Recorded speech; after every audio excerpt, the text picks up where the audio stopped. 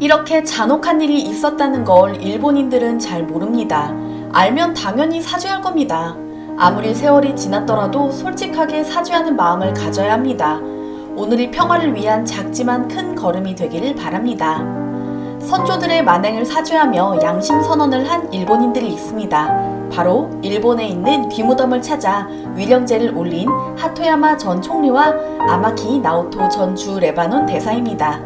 400여 년 전 임진왜란과 정유재란 당시 왜군이 조선인들의 귀와 코를 베어가 만든 귀무덤은 아직도 일본 곳곳에 남아있는데요. 이들의 말처럼 귀무덤의 존재를 알게 된 일본인들이 정말 반성하며 사과하는 마음을 가질까요? 일본 교토에 있는 귀무덤이 가장 잘 알려져 있긴 하지만 귀무덤은 일본 전역에 수없이 많다고 합니다. 안타깝게도 대부분이 위령비나 표지석 하나 없고 산간 지역에 있어 관리되지 않고 있다고 하는데요. 가장 규모가 큰 것으로 알려진 교토의 귀무덤마저 한 일본인이 한국에 사죄하는 심정으로 3대째 이 무덤을 관리하고 있지만 일본 정부의 지원은 전혀 없는 상황이라고 합니다. 귀무덤이라는 이름과 달리 실제로 묻힌 것은 대부분의 사람의 코로 일본인들은 명칭이 섬뜩하다는 이유와 희생자 수를 줄여 문제를 회피할 의도로 코무덤 대신 귀무덤으로 바꾸어 부르고 있다고 합니다. 전 세계에서 유래를 찾아보기 힘든 귀무덤의 유래는 도요토미 히데요시가 정유재란데 코나 귀를 베어 본국으로 보내면 각자 벤 수에 따라 포상을 내리겠다고 한 명령에서 비롯됐습니다. 문제는 코를 베어 보내기만 하면 공로를 인정해준다고 했기 때문에 당시 왜군들이 민간인까지 무참하게 살해해버린 것인데요. 조선 후기에 편찬된 이수강의 지복유서를 보면 이런 대목이 나옵니다. 외조릴 우리나라 사람을 만나면 문득 죽이고 코를 베어 소금에 담가서 수길에 보내었다. 이 때문에 그때 우리나라 사람 중에는 코 없이 사는 자들이 많았다라고요.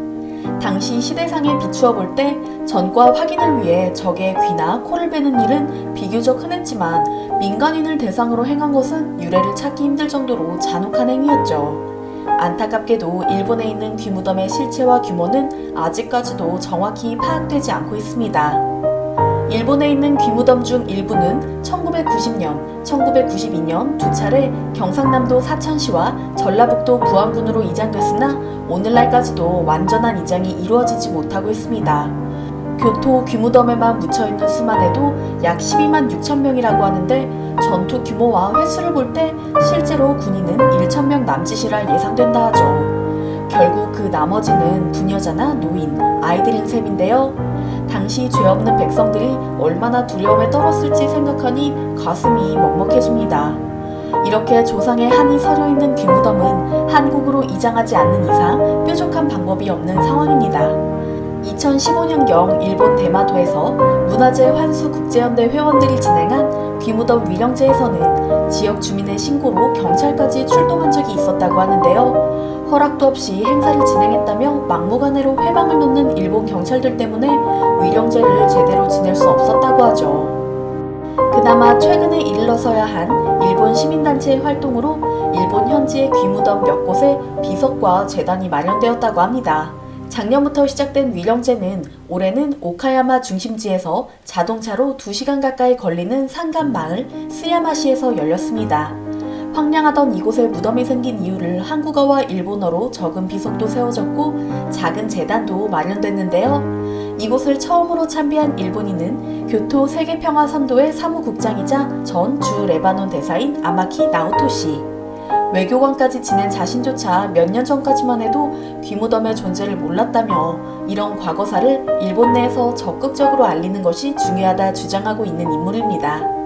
일본 정부가 가해 역사를 가르치지 않다 보니 한국과 일본 양국 국민의 역사 지식 격차가 크다며 국내 언론과의 인터뷰를 통해 사죄한 적도 있습니다. 또한 그는 2019년 교토 평화 모임이라는 시민단체를 만들어 일본 내에서 귀무덤 알리기에 총력을 다하고 있습니다. 아마키 전 대사는 조선인 징용 배상 판결 및 최근의 일본 우익 정치인들의 행태에 대해서도 34년이나 외교관 생활을 했지만 지금 같은 외교는 처음 본다. 일본 정부가 가장 먼저 해야 할 것은 사죄다. 이를 위해서는 일본 국민들이 역사 공부를 해서 잘못된 현실을 바로잡을 분위기를 만들어줘야 한다. 그럼 한국도 용서해줄 것이다 라는 양심 발언을 했죠. 특히 이번 귀무덤 위령제에는 하토야마 전 총리가 방문해 수백 년 전 일본의 잔혹한 만행을 반성하며 사죄하는 모습을 보였습니다. 그는 아무리 세월이 흘렀더라도 사과하는 마음을 갖는 게 당연하다며 깊이 반성하는 모습을 보였는데요. 취재온 일본 언론에 의해 그의 발언이 기사화되며 일본이 발칵 뒤집혔습니다. 하토야마 씨가 다른 사람도 아닌 전 총리였기 때문이죠. 일본인들의 실제 반응이 어떤지 야후재팬의 기사 하단에 달린 댓글을 통해 확인할 수 있었는데요. 그중 일부를 읽어드리겠습니다. 이 사람이 지금 총리가 아니어서 안심이다. 이처럼 철저히 무책임한 사람이 총리라면 한국에 끌려다니는 것은 불보듯 뻔한 일이다. 하토야마 같은 친한 인사에게 전 총리라는 직함을 부여하는 것만으로도 화가 난다. 이 남자가 총리였다는 사실은 일본 헌정 사상에 있어서 흑역사다. 이 사람은 한국으로부터 뭔가 이익이라도 얻고 있는 걸까? 의심할 정도. 일본 국민으로서 당신이 부끄러워요. 한국으로 국적을 받고 이민가 주시겠습니까? 전 총리라는 직함을 가진 인물이 경박한 속죄의식을 국민에게 강요하는 것은 잘못된 일입니다. 조선에서 일어난 전쟁은 근대 일본 국가 건립 이전의 일입니다. 한국은 일본이 하지 않았던 같은 비인도적 행위를 아무렇지도 않게 행하는 나라인데 굳이 사과할 필요가 있을까요? 예상하긴 했지만 이처럼 원색적인 비난과 꽉 막힌 사고방식을 내보이는 일본인이 대부분이었습니다. 아마키 전 대사의 예상과 달리 일본인들은 역사적 사실을 알려줘도 애써 외면하며 부정하는 모습인데요. 무려 400년 만에 처음으로 위령제가 열렸고 그 자리에서 일본의 전 총리가 사죄했음에도 게다가 전직 외교관이 은퇴 후 시민단체를 만들어 선조가 벌인 참혹한 짓을 적극적으로 알려줘도 전혀 반성하는 기색이 없는 일본인들이 가득합니다. 차가운 일본 여론에도 불구하고 아마키 나오토 씨는 귀무덤의 존재를 일본 내에서 알려 사람들의 인식을 바꾸는 활동을 계속해 나갈 것이라 밝혔습니다. 그는 얼마 전 귀무덤에 대해 자세히 서술한 책도 펴냈으며 일본 전역에 있는 귀무덤에 위령제를 지속해 나갈 것을 다짐했는데요.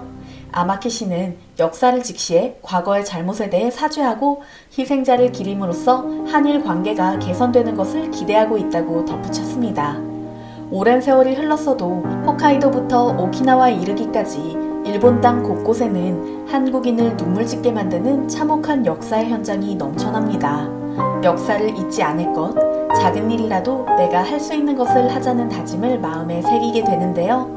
귀무덤에 대해서는 정부 차원의 노력도 필요해 보입니다. 몇백 년째 이국 땅에서 떠돌고 있는 선조들의 넋을 달랠 수 있는 방안이 하루빨리 마련됐으면 하는 바람입니다.